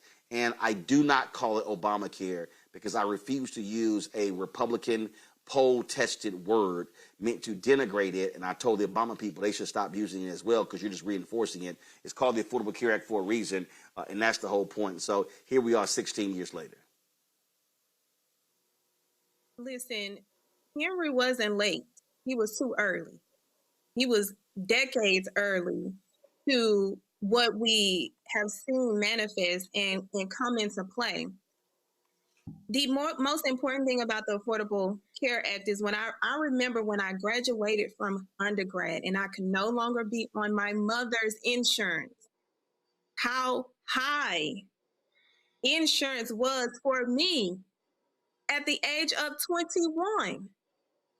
So when the Affordable Care Act was passed, that allowed me not to depend on finding a job if I wanted to be an entrepreneur in order to get great health care. They gave me options, and options that wasn't going to be hinged on mostly discriminating, because that's a part of the issue that we suffered from prior to this. And you're right, it's not perfect, but I damn sure appreciated when the Affordable Care Act was passed. And I damn sure, I'm so upset now that my premiums have risen to the point where now I'm paying more than I ever have before because of what these people's agenda was, because they wanted to take away the idea of ObamaCare when it's the Affordable Care Act. Cameron? This was a special day. Affordable Care Act. I had just got my career started on Capitol Hill. It was a few months in. I remember my boss, then Congresswoman Eddie Bernice Johnson, coming back from the White House. She's in that crowd when it was signed, when the bill was signed, and seeing how happy she was. But what I've seen, and I liked what you talked about this.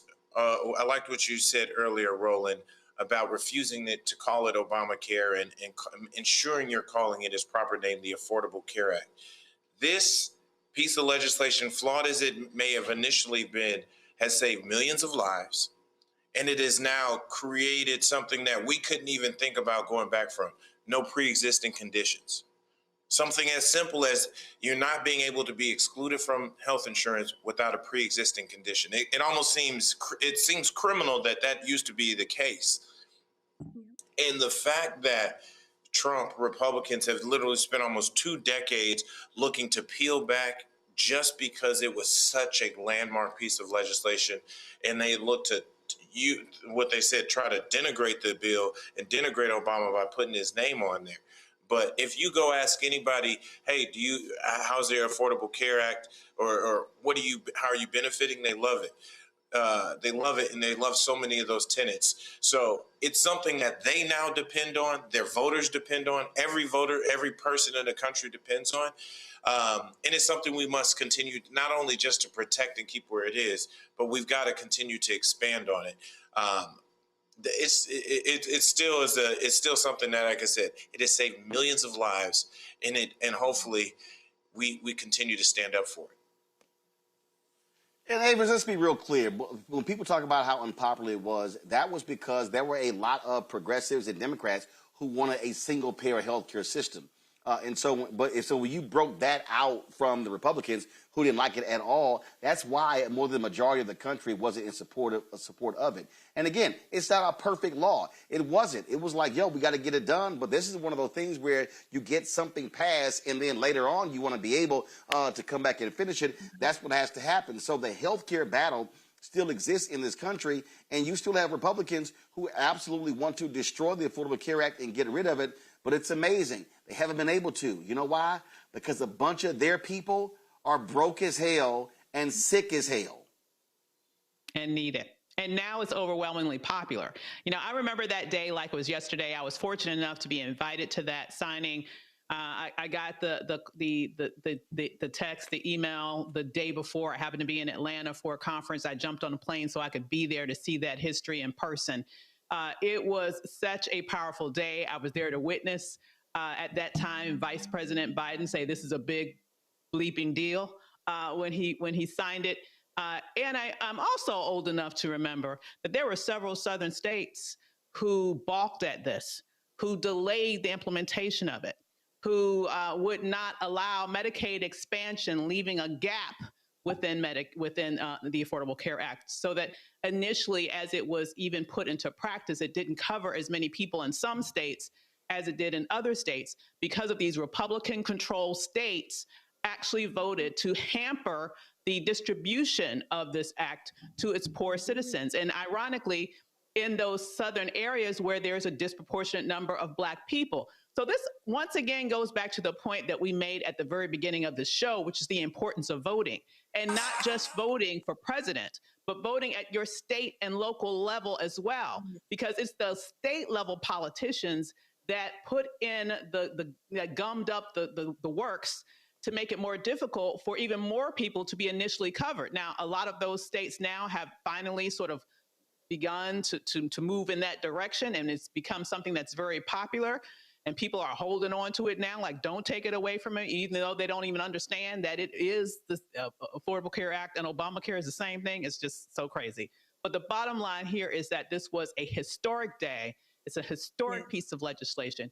It was something that was decades in the making, and millions of people have benefited from it and continue to benefit from it in a nation that has forever refused to really be able to expand healthcare until this particular land-breaking act. It's something to be proud of. Yes, very much so. Absolutely, absolutely. All right. Avis, Cameron, and Thelma, we surely appreciate y'all joining us on today's show. Thank you so very much. Folks, right now, I'm going to show you this interview I did. This amazing book. It is called The Free and the Dead. It explores the untold story of Black Seminole and indigenous resistance during the Seminole Wars in the 19th century Florida. Written by Jamie Holmes, the book recounts the events surrounding the 1835 attack on the Seminoles in pre-statehood Florida, which was part of the broader Seminole Wars between the United States and the indigenous tribes of Florida. Holmes highlights the alliance between Abraham, a free Black American, and Osceola, a renowned Creek warrior. Together, they fought to defend their homes and communities against the U.S. Army. I talked with Holmes about the book. Here's our conversation.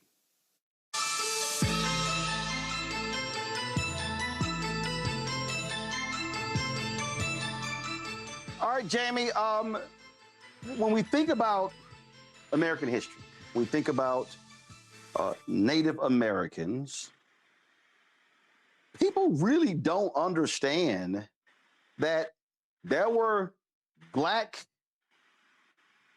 Indians, there were Black Native Americans, I've covered the battle, DeMar Solomon Simmons in Oklahoma, the treaties, and Native Americans that owned slaves and how they had to admit and provide for enslaved folks. And so this is a history that people just don't realize. Yeah, that's one of the reasons why my editor at Simon & Schuster, Nick Ciani, bought it. He said, I think there's a space here. I think 1% of the current population of the United States has both African and indigenous heritage. And the Black Seminoles are probably the most well-known story.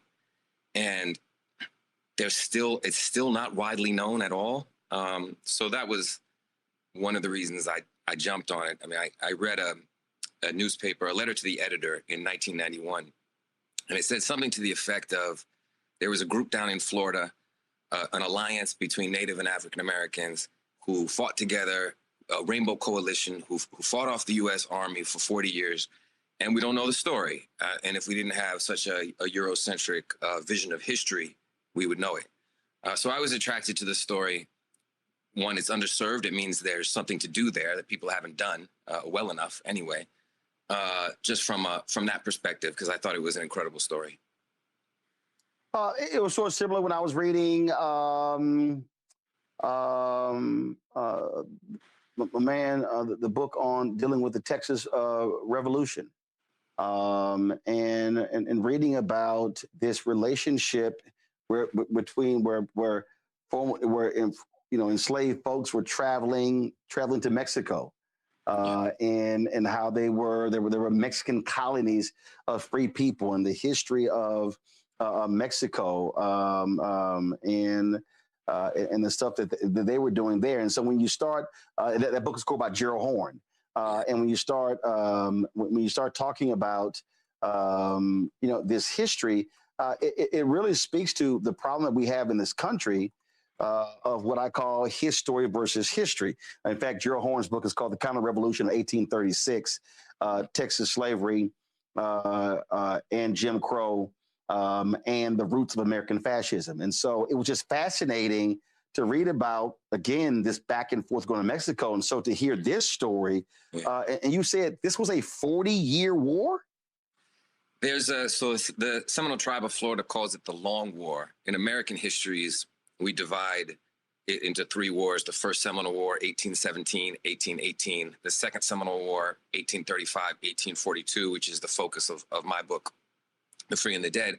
And then the third Seminole War, which is 1855, 1858. The Seminole tribe of Florida considers that one long war, the Long War, one long colonial aggression. But the military alliance, the Black Seminoles really are first clearly in Florida and allied with the Seminoles around 1790. So okay, now hold on. Let's do it phrasing here. So you said the Black Seminoles. Yes, I did. Okay, and they were aligned with the Seminoles.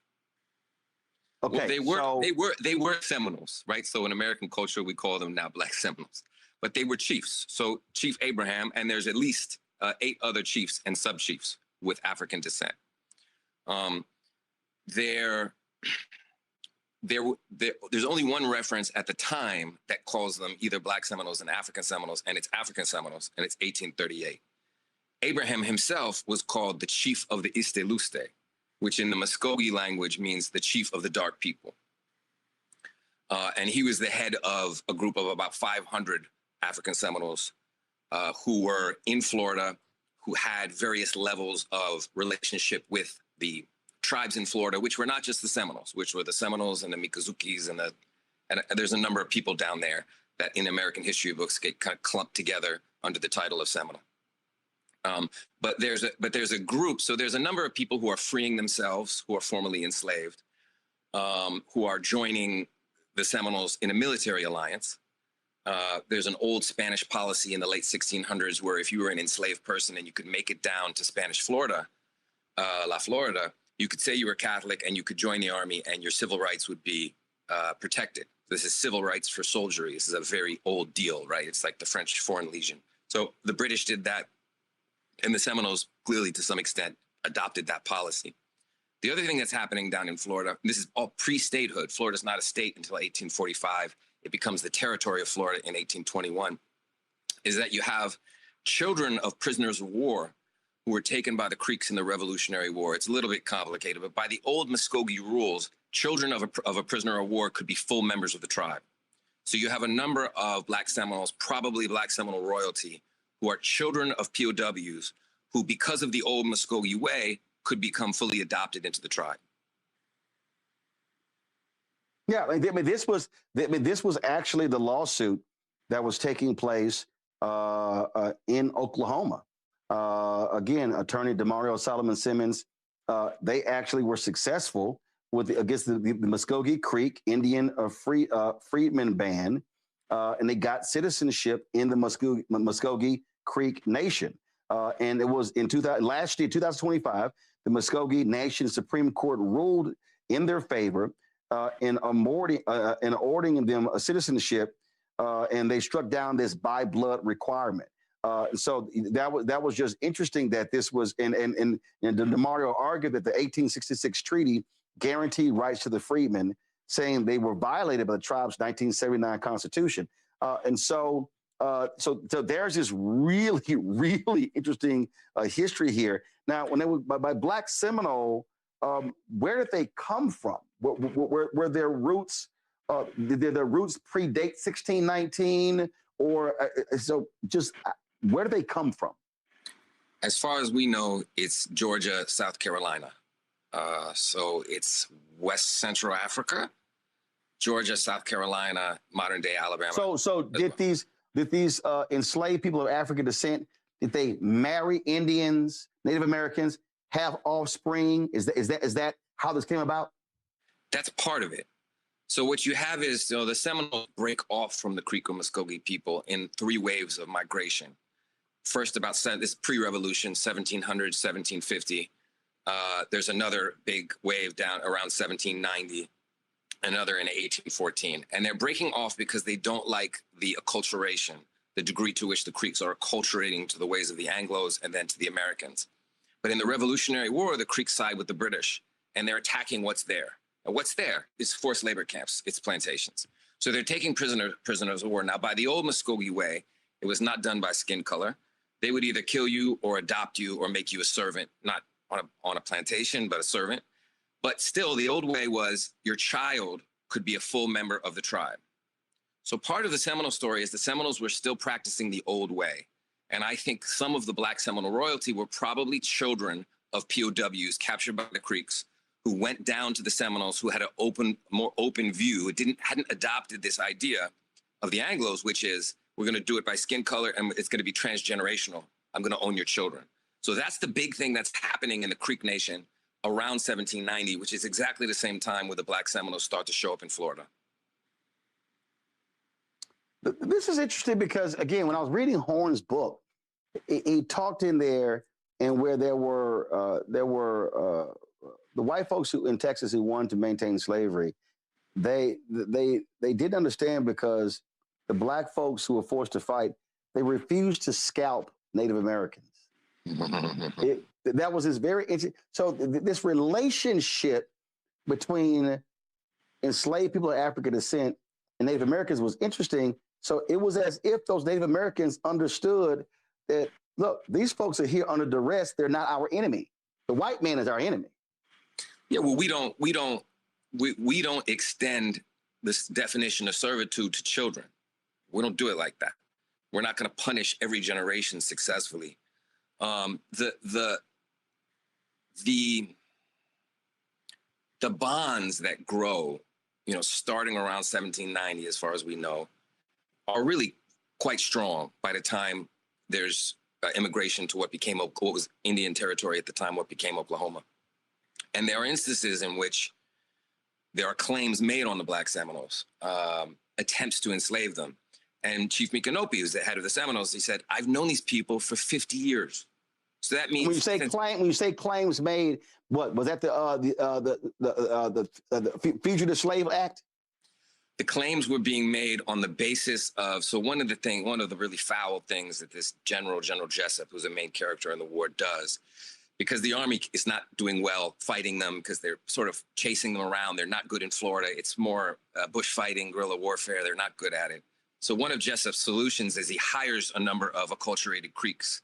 And he says, he doesn't pays them almost nothing. But he says you can keep anything that you take, including human beings. Now, the Black Seminoles were not enslaved people, but they were claiming to be as protection, almost entirely as protection.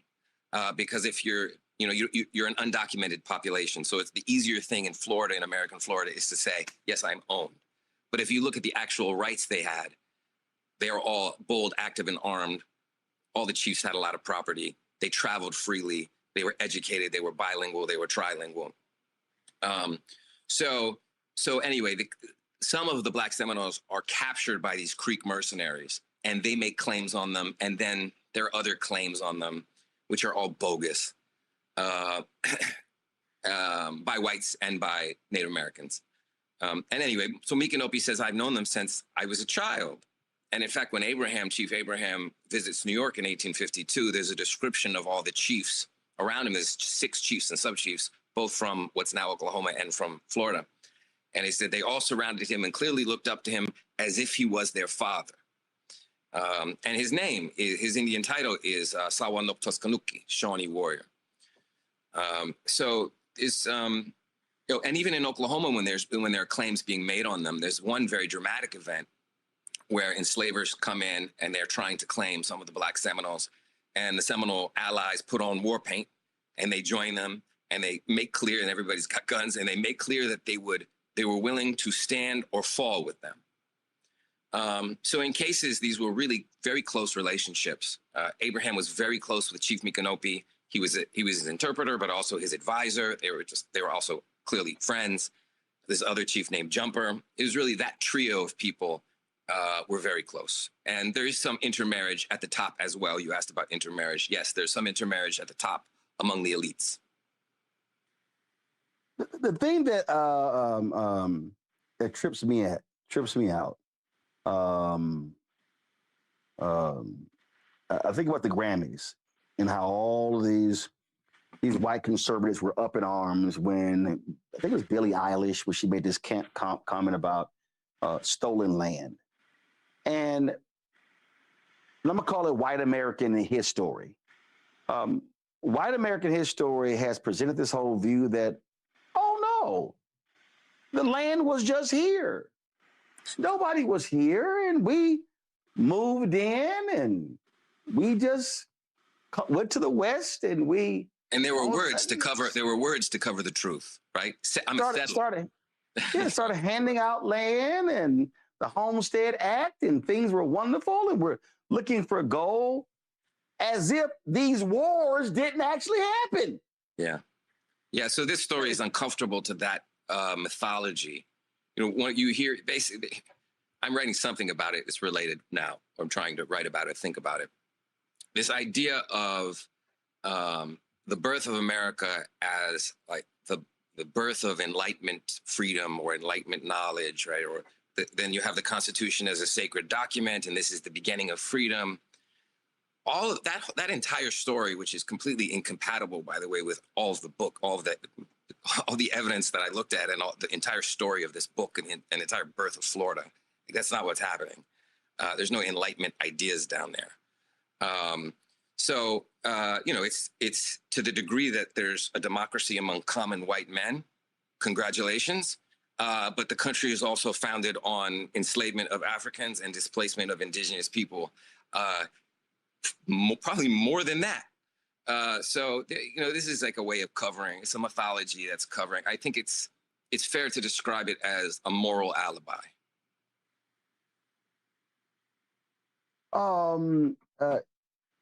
What people have to understand, this was vicious. This was war. This was people being killed. This wasn't land freely given. This was literally, we are going to conquer these people. And Native Americans were like, we were here before you got here. This is our land, and we are just not going to freely give it up. Yeah, the U.S. government didn't have much money. So the way they did it was coercion.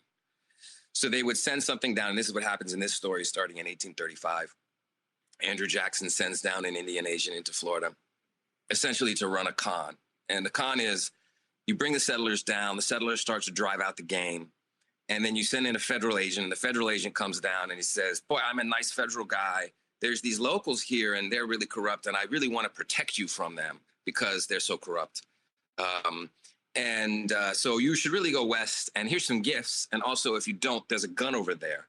But I'm really your friend, because they don't want to spend the money on a war. They're trying to do it cheaply. So this is how they're doing it, coercively. In Florida, that doesn't work out for them very well. The war ends up costing 30 to 40 million. By my estimates, there's 10 times more deaths in the Army and among the colonists than there were on the Seminole, Black Seminole side. A lot of violence, a lot of violence.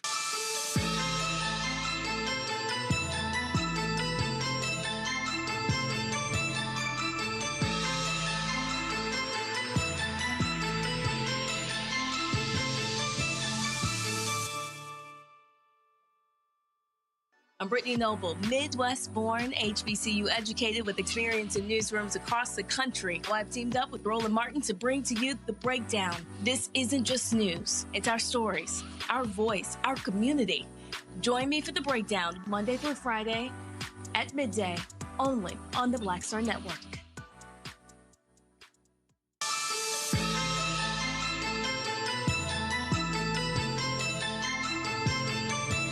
We talked about this relationship, and I'm very interested in terms of the kinship between these Native American leaders and these people of African descent who were fighting their own bondage. So you had two wars going on. You had the fight for freedom from American chattel slavery. And then you have Native Americans fighting for their homeland against these intruders. And that the relationships that you talked earlier, just how they got along and how immersed they were in understanding of each other's plight. There's a wonderful article by a scholar named Anthony Dixon, which is called Black Seminole Ethnogenesis. And it's about ethno being ethnic, genesis being birth, African Seminole ethnogenesis. And it talks about the ways in which aspects of African culture, these threads which are unraveling, are being preserved, are being interwoven with indigenous practices. As an act of retrieval, as an act of preservation, as an act of reinvention, as an act of survival, and as an act of rebellion. If there's a wonderful folk tale called Uncle Monday, which was recorded by Zora Neale Hurston in the 1930s in Florida. She goes down to Florida and they tell her this folk tale, 100 years old, and it's a Black Seminole folk tale. And what's in the folk tale? In the folk tale, there's a great African medicine man named Uncle Monday from the Crocodile Clan. Soon after he was stolen from his home and forced to America, he comes down into the Indian Territory, which is now Florida. And more or less, he joins up with the Seminoles. They fight bravely. At one point in the folk tale, he turns himself into an alligator. But in northern Zambia, there's a Crocodile Clan now. That may be too far east for the transatlantic slave trade. But along the Congo River, there's crocodile veneration. And then you find yourself in a place where there's tribes, there's matrilineal descent, and there's an alligator clan. The Seminoles had an alligator clan. At one point, they did anyway. So I think there's a lot of commonalities between these tribal heritages. And I think that was a strong basis. And it's pretty clear, by the way, they knew Florida is kind of international. It's Spanish, and then it's British for a little bit, and then it's Spanish again, and then it's American. They were very discerning about which white people were the enemy. It was not the French. There's a point where they could kill some French people. There's a shipwreck. They spare them as not being American. And before the war starts, the Black Seminoles go door by door to the settlers that they liked, and they said, "You don't want to be here next week. Just fair warning, you shouldn't be here." And then when the Americans, in 1821, when it becomes the territory of Florida, a lot of people of color know that the American colonization of Florida is uniquely bad news. Spanish would have been way better. There's a large free population of color. French would have been better. And they leave Florida. So that's part of this story is this really an international place. I think in Abraham's youth, he's probably born, Chief Abraham is probably born around 1790, 1795. By the time it becomes an American territory, 1821, he's mid to late 20s. So he's grown up in an international environment. There's Andrew Jackson's wife comes to Pensacola at one point, and she's like, "I don't understand these African Americans. They all speak 4 or 5 languages. This is international." And so and she gets bored. There's not enough white people here. Like New Orleans, in a way. So they have part of the ways and part of the horrors of American chattel slavery is the denial of knowledge. And they had that. They were enriched with that. So anyway, that's the situation when America takes it over. See, the reason I think it's hard for people today to understand what you're describing is because we have been so conditioned to go, oh, the United States, the 50 states, oh, and you throw in Alaska and Hawaii not being connected, oh, and not realizing that we're talking about not the United States that we know of today. We're talking about the Louisiana Purchase. We're talking about that you had, frankly, the land of America was colonized. You had the role of the Spaniards, Mexicans, the British. And so America was not always the United States of America. This was land that was being colonized by other countries. Yeah. And in 1835, when the story sort of starts, almost everything east of the Mississippi River has become a state, except for Michigan and Florida. And Florida is lagging. Florida has about 35,000 people at the time. There's an informal requirement of 60,000 before you can demand to be a state. And the interior has never been colonized. There's most of it, especially the south of Florida, not great for farming, but there are tribes there. And so the colonists, all the colonists, British, Spanish, and American, have more or less stayed on the coasts. And that's because of ships. That when the army comes out, go ahead. Troops. It's because of ships, troops, and the navies were able to take over that area as opposed to going inland where you had to have troops traveling in. Yeah, and let's say you got an army and you're not, you don't know how to live off the land, then you're limited because you've got your heavy, you're carrying rations. So oftentimes they would they would march in. Andrew Jackson invades Florida in 1817, I think it is. And they go and they march and they burn an empty village and they go back and then the newspapers say that they won, and more or less. That happened a lot. You would go and march and you would just leave. You couldn't stay there. So Florida is kind of more, it's more of a buffer as the United States wants it, as a strategic buffer. But they don't even have maps of the interior when they start the war. The first good map is 1837. It comes from prisoner of war reports. There's one moment where a general has to go to a bookstore because that's the best map he can get is to try to find a book that has an old map of Florida in it. So that's how little they know about the territory. So they don't know where the river crossings are. They run into at one point there's a siege where the Seminoles and Black Seminoles trap them in this little bend in a river, and they start starving. They're like eating their horses. They start eating a dog. It's sort of tragicomic, the ways in which the army is failing, repeatedly failing, and the strategy that they end up using is not military. They end up using these Creek warriors to take the women and children and essentially extort the warriors to come in. I have your women. And once that happens, once they have your family, the warriors go in. That's mostly what they did. Or they just seized people under a white flag, saying it's a truce, saying we're just going to have a talk under illegitimate guises. There's one point where General Jessup says, he writes a letter to Andrew Jackson, and he says, I now have 530 prisoners, but I've only been able to kill 30 people or something in 2 years of the war. So they're unable to win militarily. They can't handle the territory, and they have to resort to this kidnapping and extortion scheme, right, which is not the story you're going to get if you read it in a U.S. textbook. Of course not. I love this line right here. In 1850, to escape the troubles, a party of over 200 Indians and Black Seminoles fled to Mexico, where slavery was outlawed. Abraham and the others remained in Indian territory.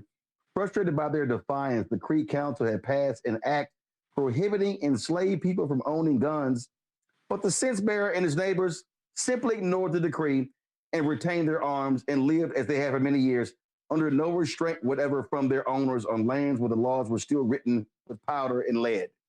So they were like, "Nah, we're good. We're going to keep our guns." Yeah, and you get a sense of it being a different time. So there's a story at the end of the book where, because they've captured the families and people that they love, they've agreed to go west under protection, under the same protections that they had, all the same rights that they have. But they know it's going to be dangerous to go west because they have to go through the Deep South. So you have to go through New Orleans, and there's all these claims on them. And there's letters from Washington, from the State Department, signed by the acting Secretary of War, saying, I order you to enslave these 100 people. And Micanopy says, no, I don't think so. And they say, what do you mean you don't think so? This is a letter from the Secretary of War. And he's, well, you got 10 guards here. I've got 100 warriors. Do you want to try something with 10 guards? It's like, no. So then he writes a letter. They stop in Little Rock. And the guy who's gotten this letter from the acting Secretary of War, he writes the governor. And he says, I've got this order. Can you give me troops to help enforce this order? Because they're not complying. And it's the governor, the acting governor. He says, because he knows about what's happening in Florida. Everybody in the country knows they're getting whooped in Florida. He says, actually, you need to leave immediately. I'm going to decline your request. Then they get out to Indian territory, and the same guy, takes his letter to the local commander of the fort. And he's like, give me armed forces to enforce this order. And the guy says, are you crazy? Are you out of your mind? No. And so they have to leave, and they fail in the attempt. But this is a story in which force meets force. Even in Florida, there are, General Jessup makes it very clear that you do not want to mess with the Black Seminoles. And everyone down there. It's like, this is a huge, huge error. So after what's called the Dade defeat, some people call it the Dade massacre, it's just a defeat of Dade, in which there's 50 Black Seminoles who participate, and 3 people die on the Seminole Black Seminole side, and 105 American soldiers are killed. This is in a slave territory, right? So you have people of color destroying an army. They know that very well in Florida, and the legislature meets, and they're not very happy about it. And they write a note saying, okay, if we ever see any person of African descent, we can either enslave them or kill them, something like that. And they pass this decree. Now, Abraham and the Black Seminoles hear about this decree and tell Jessup, and Jessup has to write the governor and another slaveholder saying, you must be out of your mind. As soon as you try to do that, they're going to start the war again. And they back down, and the law is repealed, and there's no enforcement, and there's no punishment. Now, they try to hide the Black Seminole participation in the Dade defeat later on, although it's obvious that that's a lie. But even in Florida, you have this idea of law meeting force. And, you got a gun is a gun. So what made the Black Seminoles such badasses? They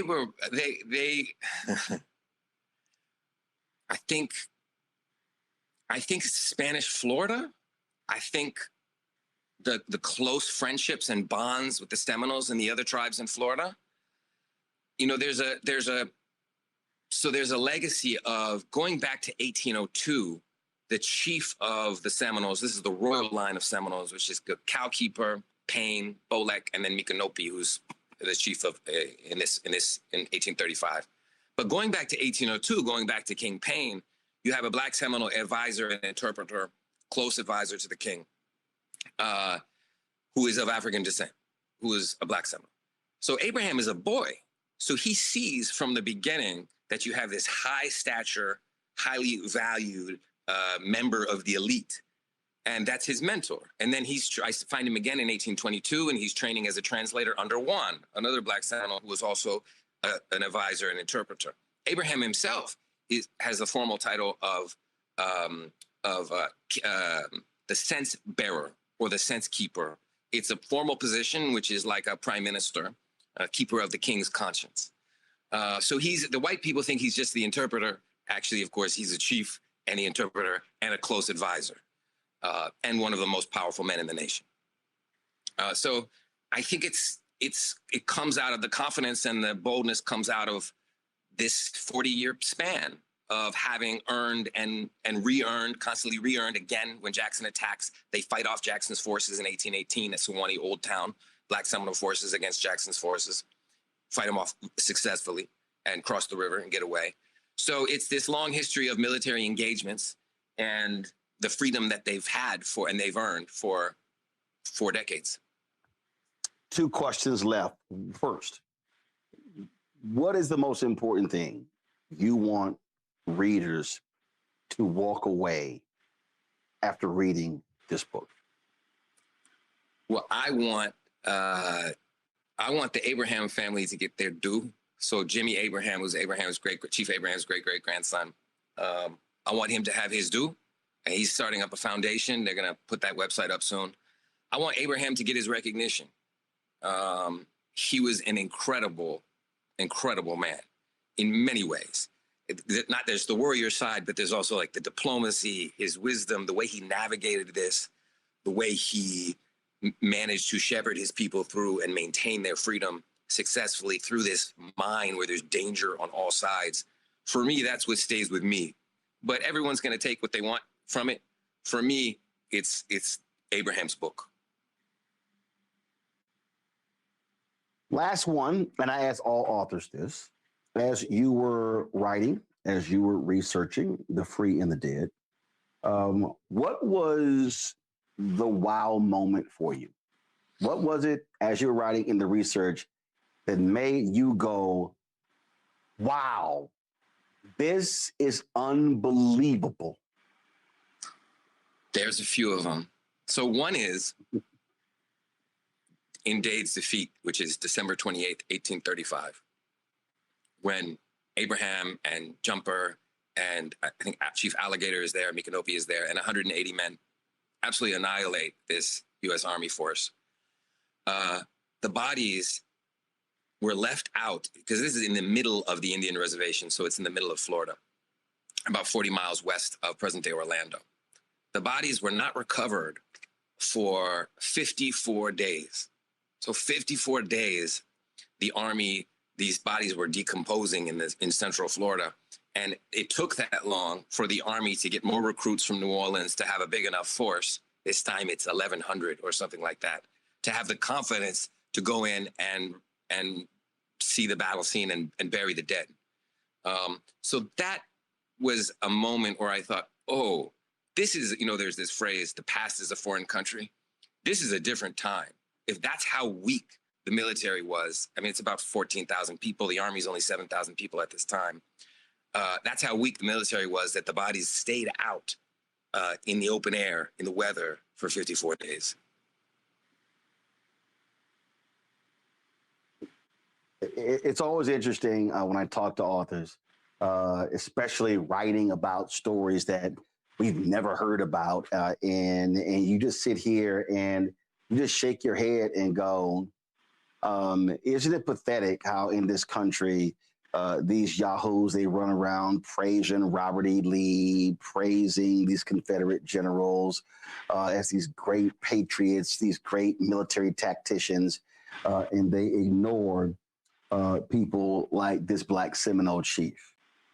Yeah, I appreciate that, Roland. And to your point, what's so difficult about the truth? Why can't? Yeah. What's so hard about the truth? All I did in this book was try to tell the truth to the degree that reflects on what the country was and what the country is. It's all from the archives. But I appreciate you having me on. That was fun chatting. Folks, the book is called The Free and the Dead, The Untold Story of the Black Seminole Chief, the Indigenous Rebel, and America's Forgotten War. Jamie Holmes is the author. Jamie, I appreciate it. Thanks for joining us on Roland's Book Club. Thanks a lot.